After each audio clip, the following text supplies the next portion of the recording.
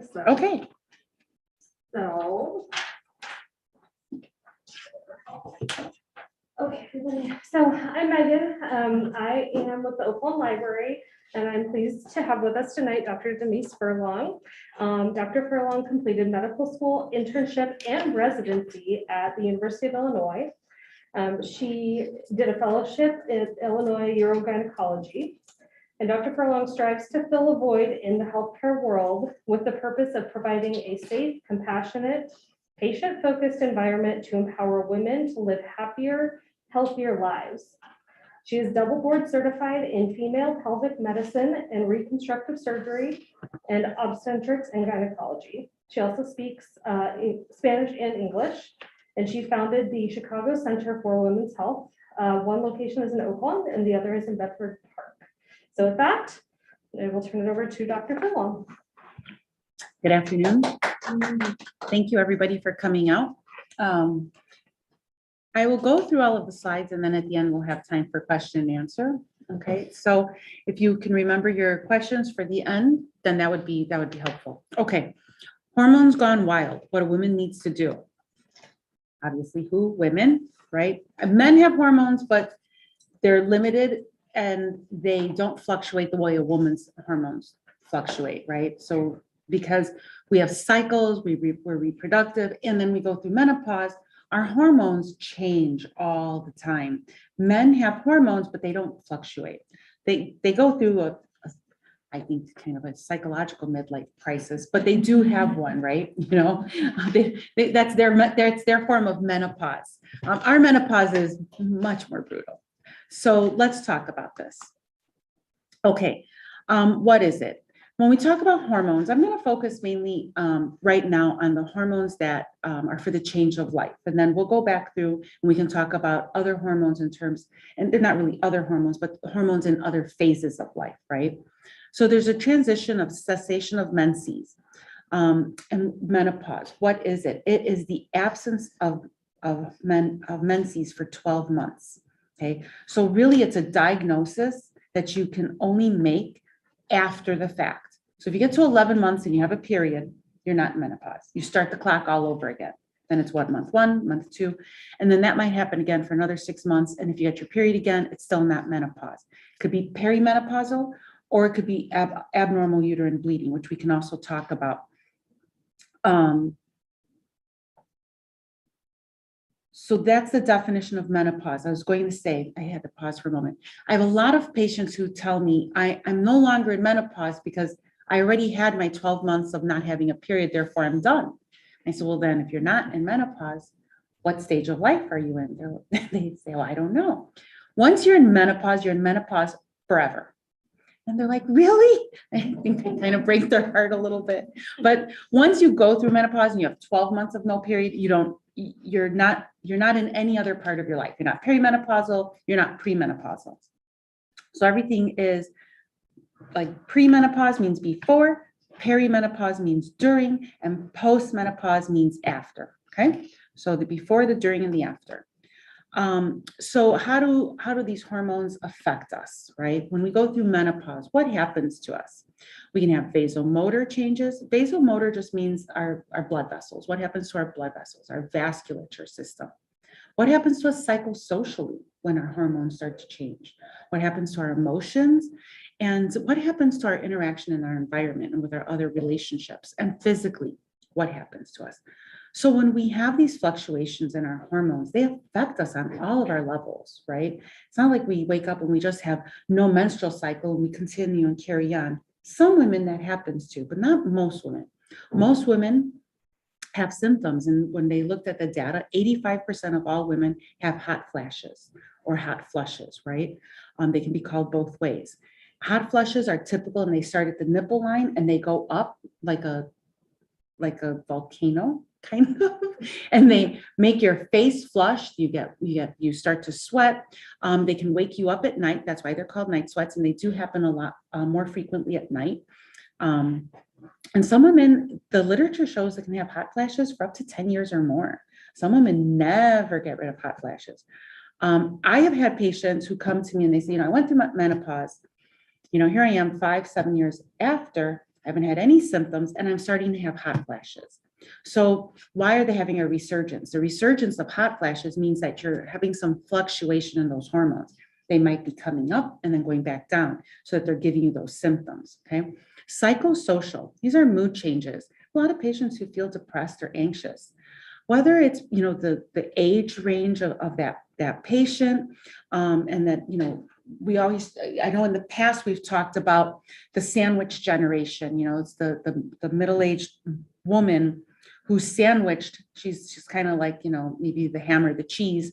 And on the top slice of bread is her aging parent. And the bottom slice of the bread are her young children or her teenage children or college age children. And she's kind of in the middle, right? And then you're going through all these changes. And how do you cope with taking care of a mom or a dad who may be going through Alzheimer's or having to get into a home or needing more care and can't drive, and then you have your kids. So it's a time in your life when so much is changing because you're kind of in that sandwich generation. As you age, naturally memory changes. And with menopause, you can have memory changes. And, patients come in and they're like, I just start to do something and I can't remember. And there's a lot of reasons for that. One, your hormones are changing, and the hormones do affect the brain.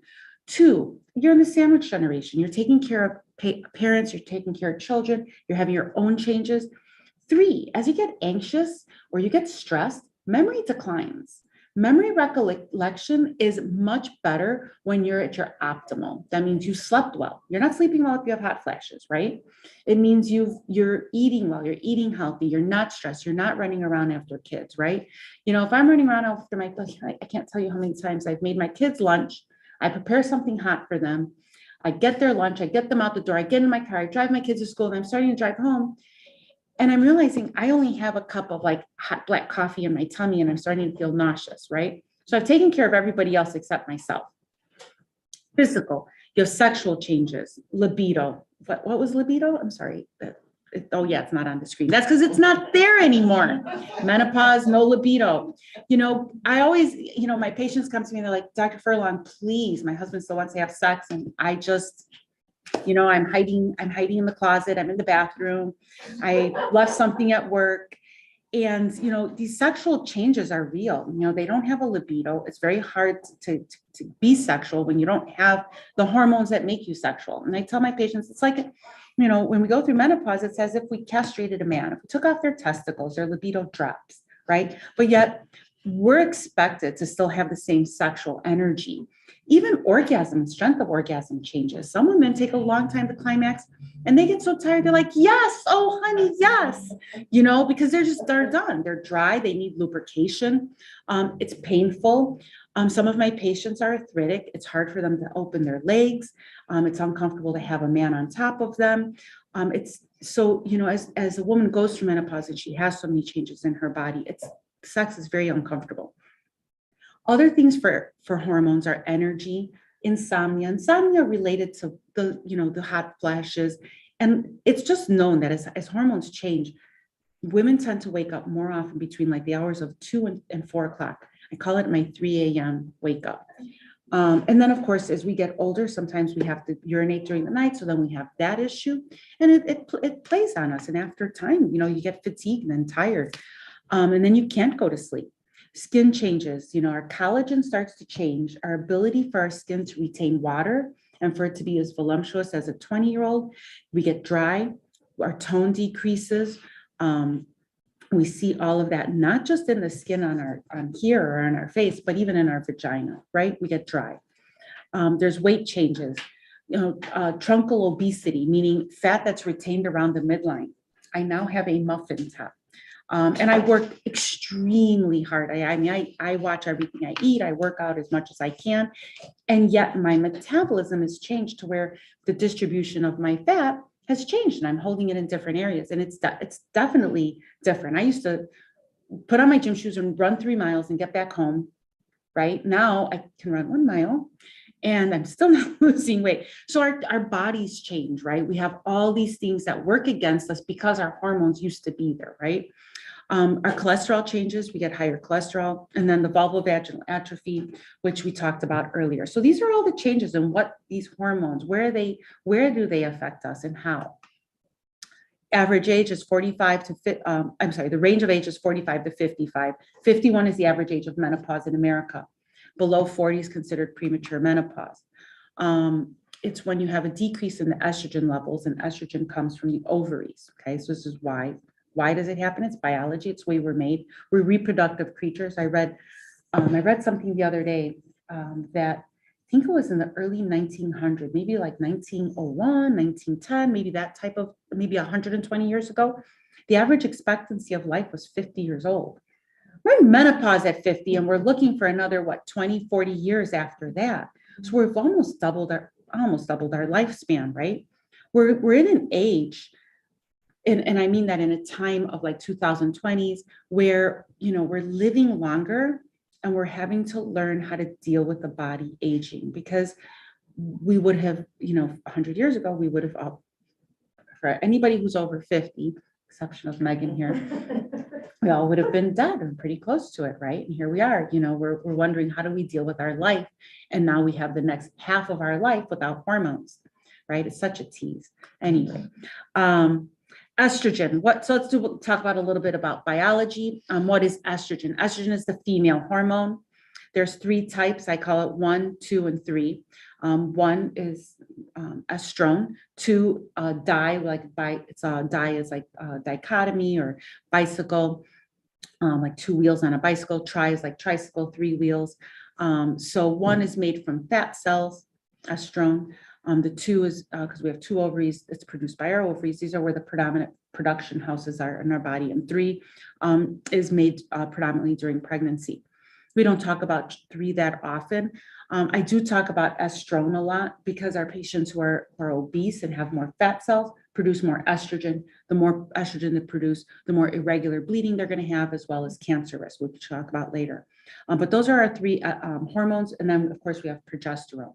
Other hormones that we have in our body, which are much less prevalent, could be like dopamine, serotonin, our thyroid hormones, and these all affect us in various ways. But the ones that fluctuate the most in women is our estrogen. Oh, and progesterone. Progesterone has much less of a biological activity than estrogen. So people focus mainly on estrogen. How can you supplement with estrogen? You can take it orally, meaning you swallow a pill. Transdermal means it's a patch, you put it on your skin. When you eat something, your tummy digests it.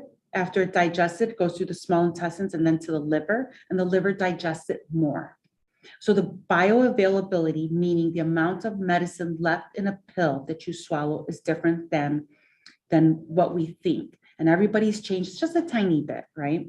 So when we look at medications that we put on our skin, lotions, gels, transdermal, vaginal rings or vaginal inserts or tablets that go in the vagina, you're going to absorb them more, okay? Because they go directly into your bloodstream and they fill your body. Then the liver digests them. So we call that a first pass. They pass up the liver the first time, then they get digested. Implants like, so Nexplanon is like a birth control, but you can do other implants. You can have the bioidenticals injected into your butt cheeks, and some people do that. That's very common for testosterone pellets, if you ever heard of pelleting. And I believe they do estrogen too, but I usually hear of it being done in different forms. Does route matter? Yes. So we just talked about those, the gel, the skin, the implants, and the vaginal, and how they get absorbed. Estrogen, when is estrogen something that you cannot supplement with? When you have triglycerides. Triglycerides are a fat. So it's not that you have high cholesterol, you have high triglycerides. It's a little bit different. If you have active gallbladder disease, if you have some blood clotting disorders, migraines with Aurora, and then I'm going to talk more about that under risks. So I'll save the rest of that for later. How long can you take them? The literature says that they want you to take them for 5 years. I want you to take them for as long as you think you need them, and that it's safe for you at the lowest dose. And what do I mean that? So, the literature says not beyond 60. But as you can see on my last line, 40% of women 60 to 65 still have persistent hot flashes. And, it requires a thorough discussion of the pros and cons of why you're continuing on medication with your physician. And, I think that there are safe ways to take supplements. There are safe ways to take medications. There are safe ways to take estrogens. And they provide a good quality of life, right? And so for my patients who are suffering, I think that there's no reason to withhold an estrogen. If you were 70 years old and you came to me and you said, I went in menopause at 51, which is the average age of menopause, and I want this estrogen. My friend's on it, she feels great. I would not start you on it, because starting an estrogen that much after your last menstrual period can give you some blood clots. So there are times I won't start it, but continuing it is sometimes very necessary. Patients find that they decrease a dose and they have intractable hot flashes. So things like that. There are a lot of new medicines on the market that take care of hot flashes that are not hormonal. So I would start my patients on those if they came in at 70. Unfortunately, some of them can be quite expensive. The implications of stopping: what happens when people stop hormones? The hot flashes, vasomotor. Bone loss, estrogen have receptors on bones and help for bones to be rebuilt and for the calcium to be deposited on the bone. So we see that's why as women go through menopause, osteoporosis and osteopenia become more prevalent in bone loss, and then, fractures of bones. The implications, so you could have, obviously taking hormones, you can always have an increased risk of any hormonally active cancer. So stopping it would decrease your risk of breast cancer. And coronary vascular disease, I heard for another speaker talking that hormones were so bad for the heart. And I really have a hard time with that, because I thought the data was more, the estrogens are very pro-cardiac, but the progesterones are not. So it depends on which ones you're taking. And I think that, it depends on the study that you're reading, and that goes back and forth. I'm very interested to see the data on that, and I have not had a chance to go back and really re-review that, because from my background, I'm very pro-estrogen and hormones, and I understand that the cardiac implications of hormone replacement therapy are minimal. So I think sometimes when we look at some of that data can be a little bit skewed, because what happens is you're looking at a patient population that's naturally getting older and naturally has attrition and death rates due to just getting older, as we all do. And yet we're not sure if it's always secondary to the hormones. So I will leave that as a question mark. The risks of taking estrogen: breast cancer, coronary heart disease. And when we say that, that's more of a cholesterol issue, strokes, transient ischemic attacks. Those are mainly from the fact that taking estrogen can cause blood clots, which is why at 70, I wouldn't start someone on a new start on hormone replacement therapy. Because when you produce those little clots, then they go through your body and they clog little parts in your brain, or little parts in your little blood vessels in your heart, okay? Even in the liver and the kidneys. You can't give estrogen to anyone who has active liver disease or has undiagnosed vaginal bleeding, right? I have a patient who's bleeding. We don't know why she's bleeding. You can't give hormones because they could be hormonally active. The effects, they increase sex binding hormones. They thyroxine binding globulin is increased, so you have less thyroxine. That's important, as well as if you have thyroid disease. And then anticonvulsants, if you have a seizure disorder, they contain your estrogens. Progesterone is the other female hormone. Again, you can take it oral, vaginal. Intrauterine devices are known to have, the Mirena has progesterone. And then you can do injectable progesterone, such as we use for birth control, called the double Provera shot, medroxyprogesterone. You can give it oral, give it injection. The medroxyprogesterone actually comes in both forms, oral and injectable. And then Mirena is a levonorgestrel. So we usually use that for birth control. You can have some bleeding, irregularities, breast tenderness, mood changes, bloating. The progesterone is kind of the bad guy to the hormones, in my opinion, but that's only because they give you a little bit of bloating. They do change your cardiac profile in terms of giving you the bad cholesterols. Talking about conjugated estrogens, these are estrogens that are SERMs. They're selective estrogen receptor modulators. These Bezadexifen, you can give these. They act like estrogen, but they're not, right? So they're kind of a cross. They're a little bit expensive. I don't give them very much. A lot of people do give them for osteoporosis. They have the indication for that. And so we see it written in that realm. I just don't have a lot of use for it. My patient population, it's not usually covered in their formulary. And I find that the generics work really well for basic hormone replacement therapy on our patients who are having those issues. Menopause hormone therapy, all types of estrogen treat hot flashes, a decrease in 75%. It works, period. Just a matter of whether you tolerate it, you like it, you want to have the risks associated with it. Vaginal changes, 3 weeks for vaginal changes. I tend to like vaginal creams for vaginal problems, oral and patches for more like your whole body problems. I always say that, the vaginal preparations are not going to treat your hot flashes because it's not strong enough. But ironically, the pills and the patches don't treat vaginal health as well as just a vaginal cream. And sometimes I have patients on both. I never really give hormone therapy for mood changes. Somebody has to have like a conglomeration of symptoms for me to give it just for mood changes. If I have someone with mood changes, I'm going to give something that's more specific for mood changes and try to adjust it that way. Sleep disturbances.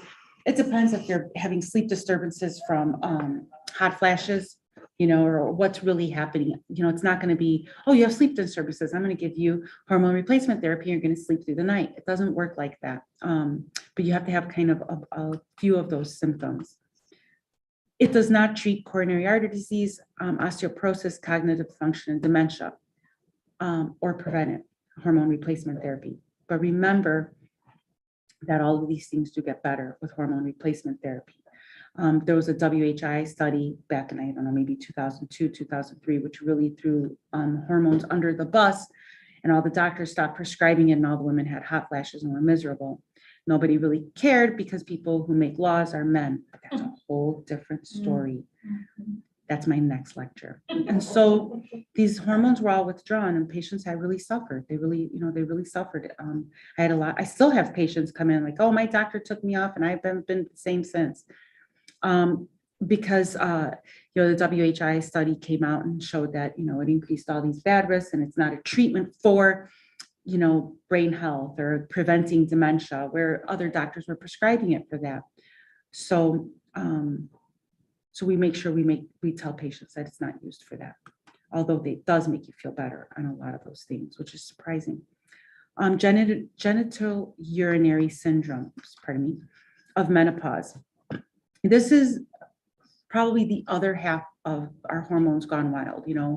You wake up and all of a sudden you have urgency, you have frequency, you have burning, having intercourse is painful with penetration, deep penetration.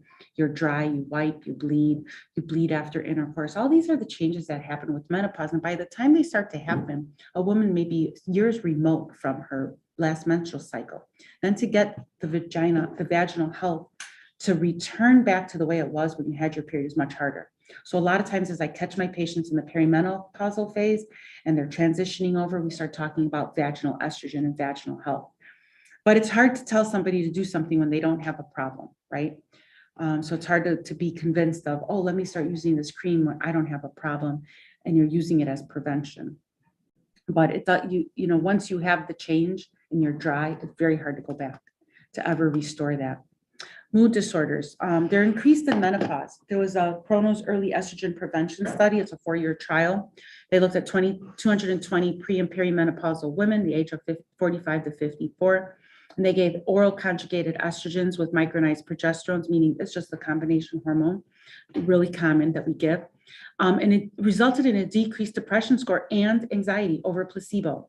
So, like I said in the last couple of slides, we don't give it to treat mood disorders, but we see mood disorders get better, right?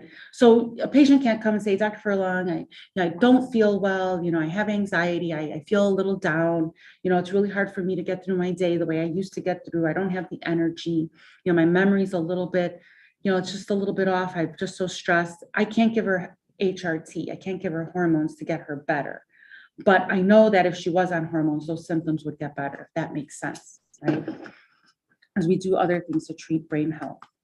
Endometrial cancer, this is kind of alluding back to the hormones when we had that vaginal bleeding that I said we would talk about later. Average age of for women, this is a study for women age 50, from 50 to 74. They looked at the women from 1992 to 2020, and the rates for endometrial cancer were stable with no increase. Here's the WHI study I was talking about. Oh, it comes out in 2002. That was a year off, not so bad. There's a 2.5% increase per year with an increase in endometrial cancer over 10 years in those years. And why? So you're like, well, you know, we stopped giving hormones. Yes, and patients went and got bioidenticals and put them all over themselves, and nobody really monitored what they were doing, because you could buy them from your bioidentical person who gave them to you, because you know you can't give prescription meds anymore. And endometrial cancer increased up to a fold of 268%. So we know that with endometrial irregular bleeding, we don't give hormones that are just estrogen. We give combination. If you have a uterus, you get progesterone and estrogen. Non-hormonal, here's the money to me. My patients who, you know, come in and they're 65 and they're not feeling well, these are my two go-to. My first go-to is the second one on the list of venlafaxine. That's Effexor, treats hot flashes, very, very nice. 37.5 milligrams, treats depression at 150 milligrams. I'm going to tell you, my patients just love it. I have a few patients who don't like it. I'm always going to have them. But for the most part, it's just a nice drug.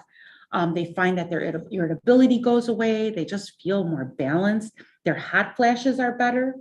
So there's a new medicine on the market. It does the kisipeptin, I forget, receptor. It's new. It's just coming out. It either came out in the fall or it's coming out this spring. I looked at the prices. It's $900. So I really didn't do much more after reading about it, because $900 a month is just a lot for my patients. But it's a new drug that helps with hot flashes. And there's another one that's helping with libido. They're all new on the market this last year. They're either out or they're coming out. Their price tags are super high. It's like getting that shiny new TV, the new iPhone, the new car. You know, you've got to wait a couple years until it's the later model, right? Citalopram is nice. I give it. It's really good in an elderly population. I give it when my venlafaxine really doesn't work, and I switch my patients off of one to the other. My first is Effexor, because it works so well for hot flashes. There are receptors in our brain that venlafaxine actually targets and will help with that, and it's clinical data. Black cohosh, statistically, it works. It's a plant estrogen. You can make it in tea. You have to be careful because even plant estrogens can have negative effects if you have a uterus. Oh, that's it. Oh yeah, okay. What other hormones? So I'll leave it at here, and I'll talk briefly about other hormones. When we look at hormones gone wild, really, the powerhouse is estrogen. It's kind of like looking at the stock market in New York, right? They are the people that set the temperature for the economy, right? The NASDAQ, right? And all of our stocks and stuff. So estrogen's like that. It's the big boss, right? It tells our body what we're going to be doing hormonally. All the other hormones are there, but they're not as big of players, right? And we're starting to learn them. We're learning them better. So there's prolactin. Prolactin is a hormone that if you give someone a hug for more than 20 seconds, your prolactin gets bumped up. That's our nurturing hormone. Women have that. Men have it too. Women have it more. That's the hormone that helps us with lactation, right? And when we're having our babies. If I don't know if anyone's in the obstetrics world, but when we're looking at making uterine contractions harder, we give that through the IV. So it's something that we have receptors for and helps us, and that's our bonding chemical. We can look at other chemicals in our body that help. So there's progesterone, estrogen, there's prolactin, there's serotonin and dopamine, and those really change. Those are more your psych type of hormones, not really hormones. They're oh gosh, what would be a good word for them? I'm not sure. I'd have to look that up. I can't remember, but they're not hormones. Hormones are chemically made in our body by an organ that directly impact and change the function of an organ, right? So estrogen is a hormone. Progesterone is a hormone. Testosterone is a hormone. So do women have testosterone? Yes, they do. In fact, it's not on these slides, but if you look at testosterone, it does not change in our lifetime. But the proportion, I wish I had a different slide, actually. This would be interesting to show for the people who are on Zoom. the proportion of testosterone. So imagine you have 3 glasses of water, okay? And glass number 1 is filled all the way to the top. Glass number 2 is almost filled to the top, and glass number 3 is half filled. This is our patient or our person, our woman who's having periods before menopause, okay? The first one is estrogen, the second one is progesterone, and the third one that's half filled is testosterone, because we don't have a lot of testosterone. But the little bit of testosterone we have is pretty mighty. What happens when we go through menopause and we take glass A and we empty it all out and we have a little bit left? Now, we know that we still have estrogen and our ovaries still produce it, but we don't have a lot of it. Look at, and then the progesterone also goes down, right? Because we're in menopause. What happens to testosterone in menopause? Doesn't change a whole lot. Changes a little, but the proportion, even if it got changed a little, or let's say it went all the way down, right? Let's say we looked at it and all 3 got really low. That's much different than the proportions that they were when we were in before menopause. Before menopause, we had twice as much estrogen as testosterone. After menopause or in menopause, right, we have almost the same. They're all about equal. So I'll leave you with this kind of little riddle that actually somebody told me, which I thought was very, very interesting. They said, do you know why the divorce rates are higher in women who are in menopause? And I said, no, I have no idea why. Because they proportionally, they have more testosterone, so they have a lot more oomph to finally kick their partners in the butt and stand up for themselves. I thought it was really cute. Because now they're not all loving and soft and, having the estrogen making you so maternal and caring. That's okay that you just didn't wash the clothes. I'll wash them. It's okay you didn't put the dishes away. I'll put them away. Then you're like, in menopause, you're like, you're putting those dishes away or you eat out of dirty plates. So, people, and it's actually true though, women do change a lot in menopause, right? Whether it's experience, right? Or it's our hormones that really dictate a little bit about what we think. So it's an interesting, food for thought that ask yourself, why do things change around that time? I always tell my mom, I can't wait till I get smarter. I was young. It's like, it's nice to kind of, I think guys are different because their hormones are stable throughout their life, right? And if you look at MRIs of the brains of women and the brains of men, they're different. They're different. Female hormones change the way the brain develops. And so you can tell developmentally how men's brains are going to be different than women. It's very interesting data.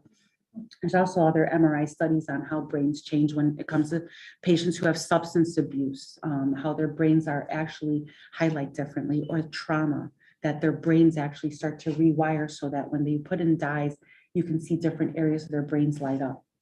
And it's repeatable between one individual and another individual and another individual. And it's repeatable between women and men, right? So just interesting that hormones do much more than just give us our periods and take them away.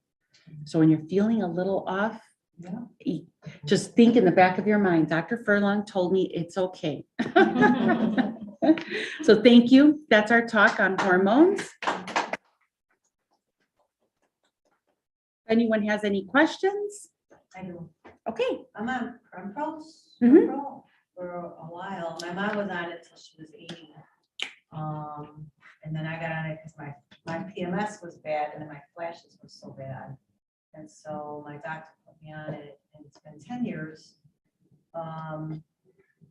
So I would like to continue on it.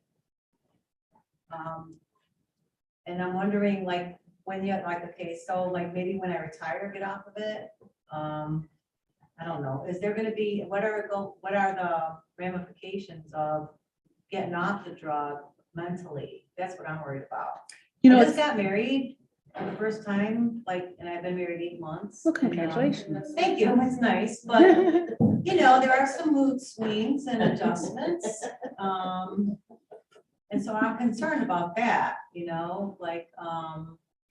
my friend, she was older, she was 45 when she had her baby, and her husband told her, you got to get on something or else we're going to divorce. And so, I'm just a little bit nervous about having a mood swing if I got off of them. How would that affect me? Would affect me mentally or? So I always say, if you're looking at stopping hormones and you've been on them for a long time, and you're for whatever reason you're looking to be off of them, decrease them first. I would rather knock it off. Then don't. If you're healthy and you have no medical risks to be on them, then there's no reason to stop. And I think that's a discussion you have with your physician and really find out what's in your best interest, right? Because the last thing you want to do is give someone a very bad quality of life, right? And once you remove hormones, they're very hard to restart because that's when you get blood clots starting. So I tell my patient, I would rather, understand that the risks of breast cancer, maybe some cholesterol panel changes, we can watch these things very carefully and have, ongoing discussions and blood tests and, mammograms, and leave you on them and maybe decrease the dose versus taking you off and you coming back 6 months later and wanting me to restart them. Then I'm worried about you having a blood clot in your leg going up to your lungs or something, right? Because that's what the data shows. So, I would just be careful on that starting and stopping and restarting. Yeah, but I don't want to stop her. She's a tough doctor. The literature shows that you stop it after 10 years. And I will tell you, I have a few patients who, their lives would be very unhappy. It's not what we want to do as physicians, but there's also the humanity of being a physician, right? And the care of a person and how they feel about something that makes them feel better. And so I think that you have to walk that fine line, and it requires a conversation of the risks and benefits, right?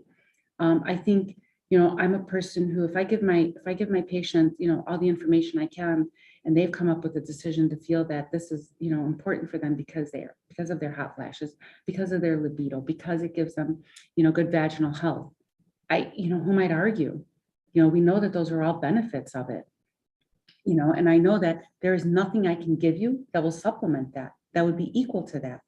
So, I have a hard time, doing both, right? Following the literature to a T, and being, a dictator in my medicine versus taking care of my patient and what my patient really needs, and so you become paternalistic if you just follow it to a T, and that's not what medicine is. Medicine is about a conversation to bring health and well-being to a human being.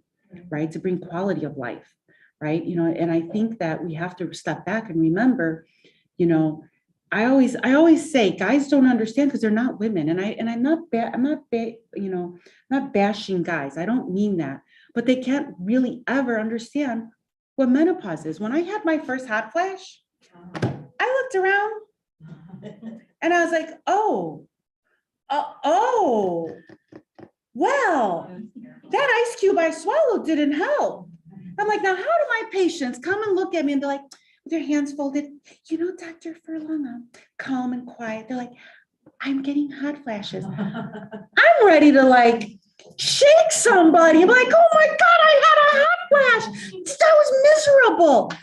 I was like, I had a heat like I've never experienced before. I'm like, nobody prepared me for that. Oh, my patients all these years were so sweet and, explaining how their hot flash was. So I thought they were just, oh my God, hot. No, you're on the floor wanting to jump into an ice bath, and that doesn't help because you've melted all the cubes. No one prepared for me for that little inferno I had inside of me, that little volcano, right? Who's going to tell me I had that? A guy? He doesn't know what a hot flash feels like. Me in a reproductive years didn't know what a hot flash felt like, right? So how am I supposed to expect, and not that they don't have empathy or sympathy or can relate to us, has nothing to do with that. It has to do with the fact that who am I to judge what someone else is feeling? I'm not here to judge, to tell you what your hot flash is like. I had a patient come today to me to tell me her experience of going through chemo.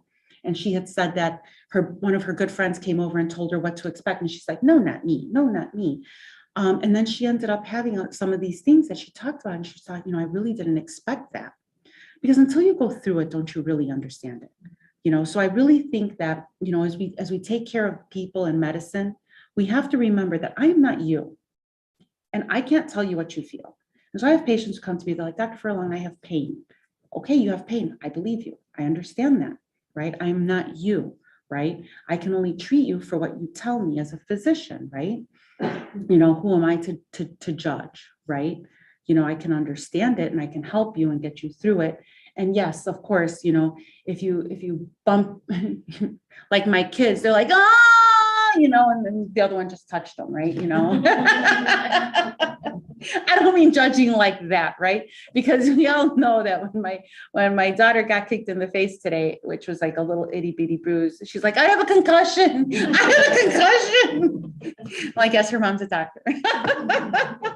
We'll be going and picking her up. My nanny went and picked her up from school today, just today, right? So obviously, you know, there is obviously things, events that happen that are out of proportion that patients can and people can be disconnected with. But for the most part, you know, who am I to say that you don't have tummy pain, right? You know, so it's hard to say, you know, should I be taking you off your hormones? I don't know. I don't know what your quality of life is like without it, right? I don't know how you're going to feel off of it. And only you can make that decision, right? And so I think when we look at things like that, that's the kind of thought processes I have, right? When it comes to hormones, that WHI study came out in 2002. It just changed the forefront of hormones, and it made them the bad guys, right? The things that we don't want to give people because everybody's going to get breast cancer. And no, that's not true. And not everybody's going to get heart disease because if you look at those studies were flawed. They were flawed because they had started hormones on women that were remote from menopause, right? And their risk factors were higher to have started on hormones. And so you look at all the confounding factors, meaning that yes, they had this data. Yes, that was true data, but you can't take that information and put it in a 51-year-old because it doesn't apply. You were looking at 65-year-olds, so you can't do that, right? So, you know, it just depends, you know, and like I said, again, it really requires a conversation with your physician because they're going to look at everything. I have patients all the time who come to me. I had a young girl today. You know, I was looking at her meds and I thought, wait a second, you're on this, right? You know, it's a high blood pressure medicine. It's a heart medicine. She said, yeah, I had a heart attack 2 years ago. I was like, oh, well, that's different. So let's not do birth control pills, right? So, you know, what kind of birth control do you want? Because you're 33 and you had a heart attack and we don't know why. Did you have a little blood clot, right? So here's an individual who's 33 and I'm having different conversations with that are very unique to her. So medicine isn't that you do the same thing for everybody. It's not communism.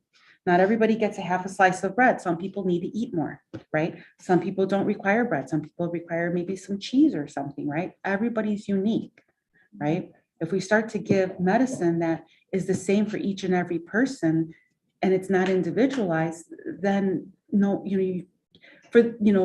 in general, yes, it's in a generalized concept, it's understandable, but it's not unique to the person, right? And you're not going to make everybody have the best quality of life. And hormones are very, very, very touchy. You know, it's something we've had our whole life, right? We go through puberty, you know, we finally get used to having our periods and soiling our panties. And then we go through menopause. It's like a cruel joke. Let's give you PMS. Let's give you cramps. Let's give you blood coming down. And then we're just going to all take it away. And guess what? You're going to wish that you had your cramps and the blood. You know, you're damned if you do and damned if you don't. You know, it's kind of hormones are kind of like that. You love them and you hate them, right? Because they do so many good things and they make us women, right? They make us reproductive. They make us women, right? We think different. You know, we act different. Our bodies are different, right? And of course, I always have to say that this lecture is without, you know, conversation on the LGB, I know I'm not going to say that correct, the lesbian, gay, bisexual population, right? I don't include that population in here because I feel like that's not enough information to kind of include a group that is very different in terms of these are hormones that are coming from a woman. And that's what this lecture is about. You know, there's a whole different lecture you can get on hormones for women and men who are becoming transsexual and gender differences, but that's not what this lecture is about. Not for any other reason, just that this is about hormones and menopause for women. Yes, ma'am. So for a lady who had abdominal radiation and chemotherapy that instantly ended all of the female functions Right. of that sort, how does she look different compared to anything you're saying moving forward? Depending on her age, right? So if I have my 70-year-old, That was at about age around 33. Right. So that's Mhm. very difficult. You know, I put, you know, first of all, you have the cancer diagnosis at a young age, right? And so that's a lot right there, right? Because that changes how we even perceive our world and our universe and our bodies, right? And then you're undergoing chemo, which changes the way we look and how we feel, right? And our energy and radiation, which will permanently change that organ system, right? And the collateral damage to radiation, which has been minimized. If we're talking, you know, 20, 30 years ago, radiation was not as fine tuned as it is today. That's 17 years. Yeah, it's not, it's a little different. It's better, but not much different.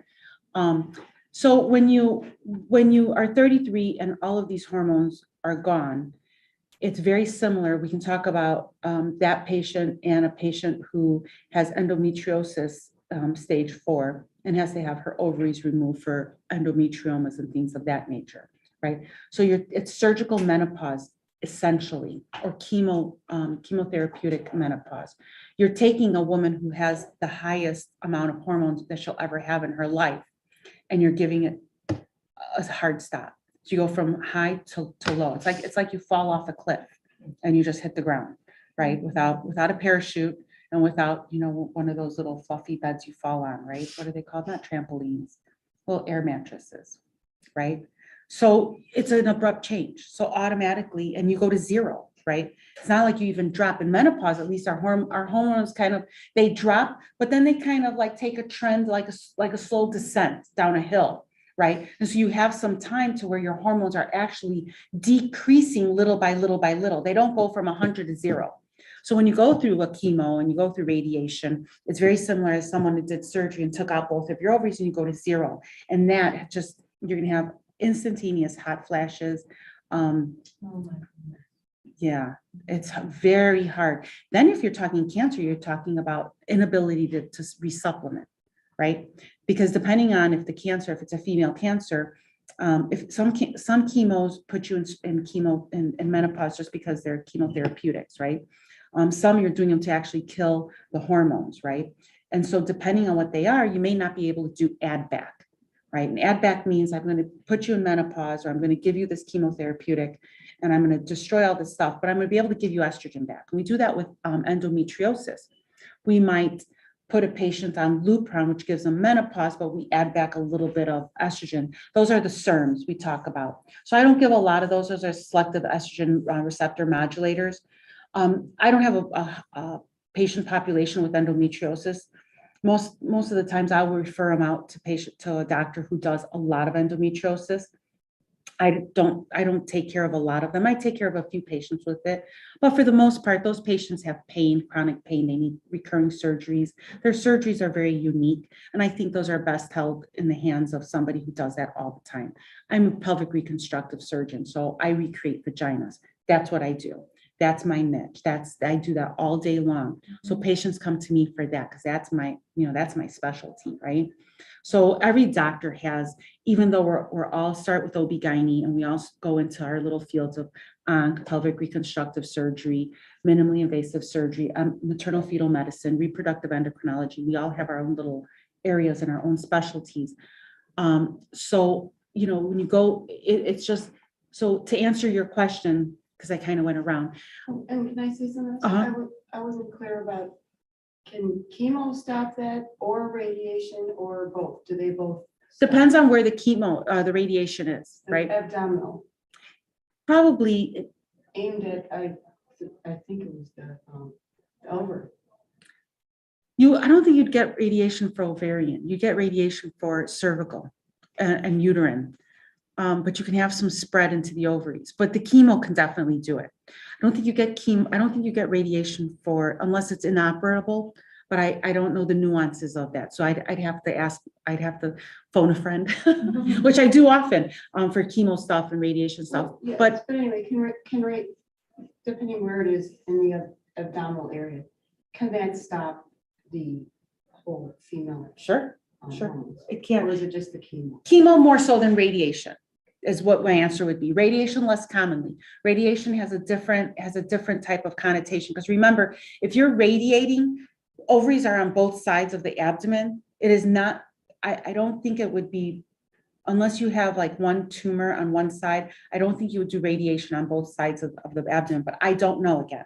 It just does, in my brain, I don't know the answer. I'm sorry, I just interrupted you as you were going on, but the main thing is how that affects, how that It compares. to changes what you, you're it saying puts you in into natural, right? instantaneous menopause. It's like a surgical menopause. Your hot flashes are severe Then is it forever? forever. It doesn't come back. Sometimes, if you're 33, I have a breast cancer patient who has some issues, and she's doing chemo. She went into a menopause.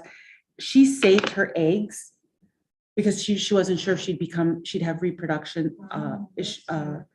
Yeah, I was very smart. And 20 years ago, we didn't have that technology. We didn't have the ability to save an egg. We had an ability to save an embryo, which meant you can make a baby with sperm and save it, even if you didn't have a partner, so you could get donor sperm, right? Or if you were in a relationship, you could save an embryo. But if you were a single woman, you couldn't save an egg because that technology wasn't available up until about 20 years ago, maybe even less than that. About 18 years ago. So And hot you're flashes, talking about- vaginal dryness, bone loss. Yeah, you're talking about the natural way. It's a process that takes time. Whereas with all of it is severed instantly, then are those side effects, so to speak? Horrific, right? The Because side effects, like when you're talking about hot flashes and, all these symptoms, how long do those go on? Because you're not having a Depends. natural ending of So, those. yeah, Like, they if it may- ends right away. Is it just? they over, may or have you them actually forever, and they lose may them? have them for a year or two. Everybody's very different on their own unique biology. But not the rest of your life, just that might just be a few years. I have 80-year-olds who tell me they still get hot flashes. That's what I said. I was like, ooh. So it's hard to say. I think each individual is very different. I think the process of waking up from one day to the next and having your whole body change is hard. It's very hard. I have a young patient. She was BRCA positive, which means the BRCA gene for breast cancer. She was gene positive. She was advised to have her breasts removed and her ovaries removed, and she did it. She has severe vaginal dryness. She had, mood changes. She has recurrent urinary tract infections and yeast infections. And she's unhappy and she has no libido, right? But they removed her ovaries as a young woman. She wasn't ready for that. Her body was not ready for that. And so we're dealing with, how her life is, and she's been my patient for a few years. And how we can resupplement her. And I kept telling her, I'm like, you can do, even if you're BRCA positive, you can definitely have some vaginal estrogen, which will help with all of your bladder symptoms, your vaginal dryness, your pain with intercourse, and she finally saw a new doctor down at Rush, who went ahead, her breast doctor, who went ahead and helped her with that program. And she came back, she was like, guess what? I was like, okay. And then of course, she's like, and I should be on vitamin D because of my bones. I'm like, yes, you should. And so, it's always a process because, bone health, right? Bone health changes when you go through menopause, because like I said, the bone has receptors for calcium. I'm sorry, for estrogen. So what sort of doctor would be the type for a follow-up after, many, many years after that, like what you're talking about? Should she be on vitamin D or? So it depends on the age of it depends on the age of the patient and the type of cancer they had, and a general gynecologist could do that, right? So 5 years after cancer, typically most patients are in remission for until they have another recurrence in their life, right? So after 5 years, usually all that, like every 3 months, every 6 months, every annual testing is all that high surveillance timeframe is gone.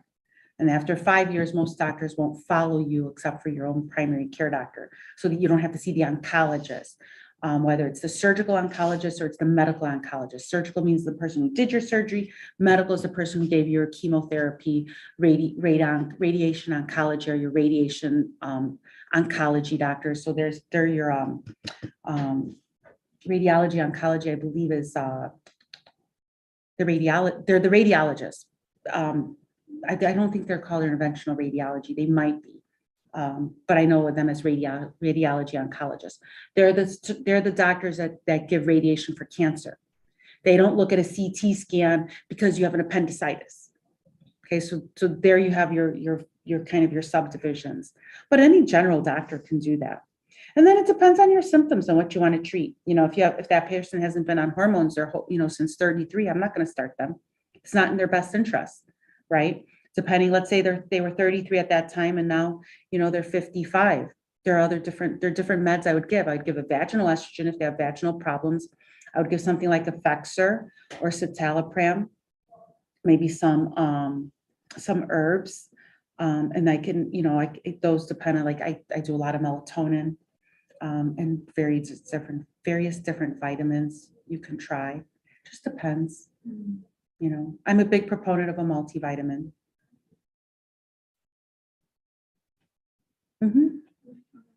Thank you for your easy to understand lecture. Oh, So with thank regards you. to acne that comes with menopause, what can we do other than home? So interesting. Yeah. So remember those 3 glasses of water and the proportions, right?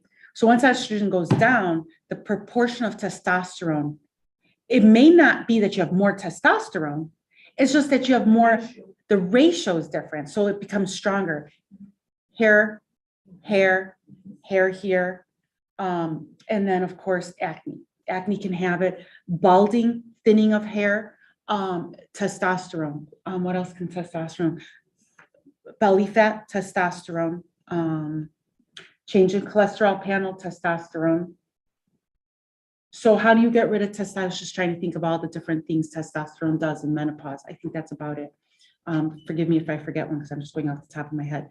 So if you don't want to do for acne, besides the cleansers or antibiotics, you can do a medication called spironolactone. Spironolactone is a 5-alpha reductase inhibitor. It has that property, and that will actually block the androgen receptor for testosterone and can tend to help. So that's something we give for hair growth. Acne can help. It can help with acne. It is a small amount of like a diuretic, not very much, can change your potassium levels, so you have to be careful. I wouldn't start my menopause patient on birth control pills, right? Because you think, oh, birth control pills help with acne, but I wouldn't do that. And so then you have to also get the diagnosis from dermatology. Is it pustular acne? What kind of acne? But spironolactone is a nice one to try. Very easy, very low risks. You can, if you have other medical issues, you can do a blood test to make sure about your kidneys and your potassium. That would be about it. How about memory loss? Memory loss, that's a tough one. So, as we age, the brain naturally changes. It ages, right? I can't, like I said, I can't run 3 miles anymore, right? Our body changes. So sad. No idea. And so as our body changes, so do our brains, right? And what helps with brain health? There's so much literature. First of all, there's a lot of data that came out last year that FDA just squashed. I know that someone from the FDA department's listening to my lecture. All the data I read, all the beautiful studies from Europe, 50,000 people, multivitamins help slow the aging process of the brain. People who took multivitamins had less dementia. So I'm a big proponent of anything over the counter multivitamin type of thing. Just don't overdo it. Because, one is in America, 1 is good, 2 is fabulous. And that's not the way it is with vitamins. 1 is good. It's great. And it's fabulous. So memory loss, number 1, vitamins, nutrition. Inflammatory foods, right? Decrease your inflammatory foods. It's really easy peasy because this is not a food nutrition lecture. Anything white and fluffy, try to decrease it. What's white and fluffy? Bread, pasta, potatoes, muffins, right? If it's made with wheat and flour in its process, no bueno, right? Causes inflammation in the joints, inflammation in the brain, inflammation in your body. So you want to have like more of a Mediterranean diet, high in vegetables and fruit and, some meats. Not a keto, what's a keto diet? Not a keto diet, a Mediterranean diet. It's a blend of everything, but heavy on the veggies. What else can you do for memory? I think of the brain as a muscle, right? So if I want my belly to look more toned, I'm going to go and do some sit-ups, right? I'm going to watch what I eat. I'm going to work out. I'm going to do some aerobics, right? If I want my brain to think better, I'm going to learn something new. I'm going to learn a language. I'm going to learn a musical instrument. I'm going to use a different route to get to the grocery store. And when I get to the grocery store, I'm going to go to a different grocery store. I'm going to go in a different route in the grocery store. Think of all the things we do by habit, right? We brush our teeth all the time with our right hand. Do it with your left hand, right? Okay. You open up things you cut with your right hand, slow it down, cut with your left hand, make your brain think. What happens if you ever heard of the thing, like as I got older, and this was interesting, because I read this. I don't know where I read all these things. I wish I could have little sightings. Like I read this in this article, I this person at this year, but I don't remember that much. But I do remember that I read the article that said the reason time goes faster when we're older. I mean, I'm like, where did 2023 go? We're already in April. Like I was just celebrating my birthday in January. It's January 18th, everybody, just in case you want to send me gifts, just kidding. But right, I mean, the year went by like that. Right, here we are another month, right? Why does time go faster as we get older? Because we're not making new memories. We're not learning something new. No, new memories, that's what I've heard. Right. You have to create new experiences for your brain to slow down. But if I'm always doing the same thing all day, my brain can do it super fast because it's a processor, right? So you have to slow it down, and you've got to create new neural networks, new synapses, new information. You got to learn how to type. You got to learn how to play the piano. You know how to play the piano, learn how to play the flute. You know how to play the flute and the piano, learn how to play the violin. You know English, learn Spanish. You know Spanish, learn Japanese, right? Go to a new country. Traveling, people who travel tend to have less dementia because as you travel, you have to negotiate an airport. You have to maybe learn how to speak a different language, learn how to read the signs, open up, you know, now we have more computers, but I mean, I remember when Rand McNally was my best friend. I mean, I had every Rand McNally book. I mean, I traveled a lot. And I would pull out all my Google Maps and I would print this out, and I had my Forbes and I had all my little, there was another book, not Rand McNally and not Forbes. Who made all the traveling books? Peter Green, No, not Peter. no, I didn't have that. Did you use that? He's like the detective.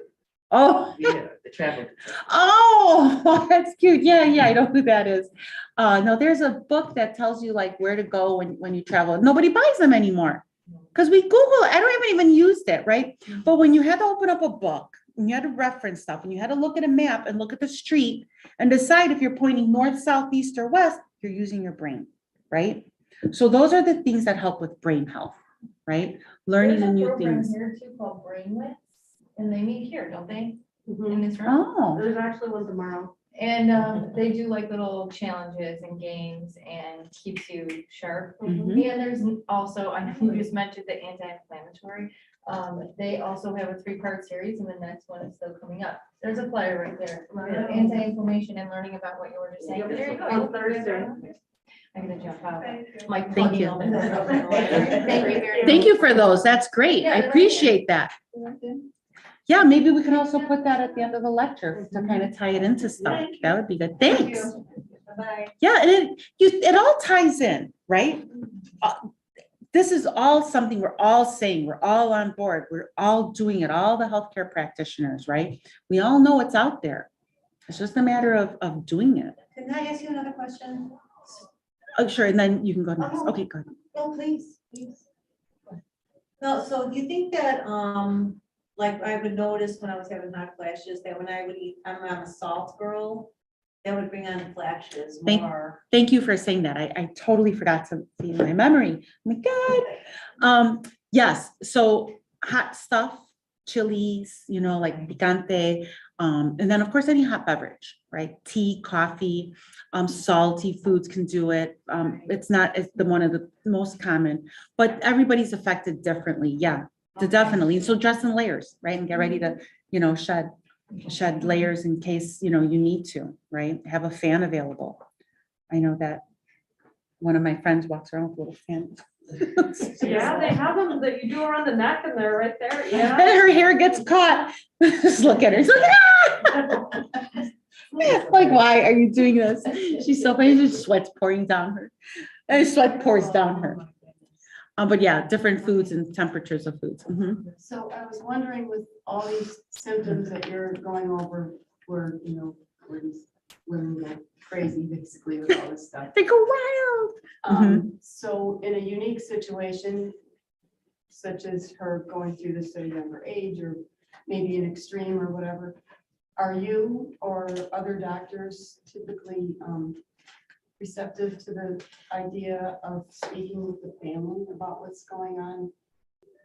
So they're understanding about it's a real thing, or it's really is a physical reality, as Right. opposed to this person is mean, or whatever, you know what? you I know do, what I'm I saying, do. right? Yes. And so, family consultations for me, how I do them is I never do anything over the phone. People have to come in. So, if my patient wants to bring her family in, then it's a consultation with her and her family with the knowledge that information may be divulged that's private.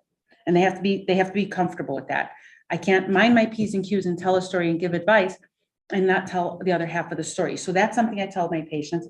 I have patients who bring in spouses for a variety of reasons, mainly for surgery and surgical consultations, but I have patients who bring in their family for pelvic pain, right? Their partner doesn't understand why they can't have sex with their wife. And this pain is not a real thing, I have other answers, but they're not televisable. So I do consultations like that. I've never had anybody come in for hormones and what the consequences of are for a 33-year-old, having so much change in their life, and everybody reacts differently to what happens with them, right? Well, any number of scenarios. A lot of them, best for that in that unique experience, family counseling is probably going to be the best, right? Because there might be more social dynamics that are occurring and maybe some techniques that everybody could learn to help communicate Yeah, well. I'm sorry, I meant generally, not necessarily that one situation. In general, But generally where, all these things that if she's, going crazy with these hot flashes, or going, the mood swings. I've never or had whatever, anybody and say that their partners are, that they're really having a lot of strife. But if they do, I always recommend counseling and therapy, because those, I'm not just treating my patient, then I'm treating you and my patient. The counseling and therapy, they're trained in. Yeah. These specific. Yeah, they're so they trained- can tell they're them trained that, in yeah, mood that's the disorders. hormonal Reality. Right, they're trained in mood disorders and family dynamics, right? Because now you're talking about a person and how they're acting. I can treat their medical condition, but I can't treat their interaction with their children or their partner and their friends and their family. That requires group counseling, because everybody needs change. Because one person's not the problem, right? One person is not the problem. Lots of marriages want to think that, oh, that person's the problem. That's why I did that. Oh, I had an affair because they're this. Oh, I did this because they're that. It's not that. It goes both ways. It's 50-50. The marriage is 50-50 in a relationship and a family. And I always teach my children this. I'm like, kids, everything you do I'm part of that. If you didn't make a good decision, it's because I didn't cheat you, because I didn't want you. Yeah, you made a bad decision and bad for you for making a bad decision, but I have to be a part of that, right? I have to own that because you're a kid, right? When I'm in a marriage and I'm divorced, I owned half of my part in the marriage. It's just the way it was, right? I was married, it was a 50-50, right? And so, when you look at things that are happening to people, then you have to make sure they understand that. And having a one-time session with me is not going to help them, right? And it's also going through menopause at 33 is not an excuse to abuse or to treat other people in anything other than unkind than kind ways, right? If you're unkind and you're having problems coping, then you need to see an individual therapist, because not everybody becomes psychotic going through menopause or at 33 or at 54, even though it feels that way, right? And so it's mainly about how do you just understand your own self and your own reaction to the universe and the people that are around you, right? And so we just have to make sure that we're very careful that we don't blame everything on hormones. They definitely dictate a lot of our behavior and influence us, but ultimately we're human beings with a conscious mind to make our decision on whether or not I'm going to pick up that pencil, right? So I really want to pick up that pen. So I really want to chew on the end of it, right? I can make that decision as a grown adult to either inhibit myself or to do it, as well as what comes out of my mouth most of the time. I will say I'm not that great with my kids all the time, but I do try. Stop doing that. I meant to say that nice, I will next time, right? But, and it's hard, but those are counseling things. They're not hormonal things. You can't blame hormones on everything. Do you work for Advocate? Oh, no, I'm independent. Oh, you are? I am. Yeah, I have You my have a own car? practice. Oh, gosh, I totally forgot. That would have been such a I good took a idea. picture of, I was, I work for Advocate, but I was at the hospital and I saw that. Oh, Seminar listed today. okay. You can just Google my last name I got and my it. practice will come up. Okay, great. Thank you. Thank you. Oh, yeah. The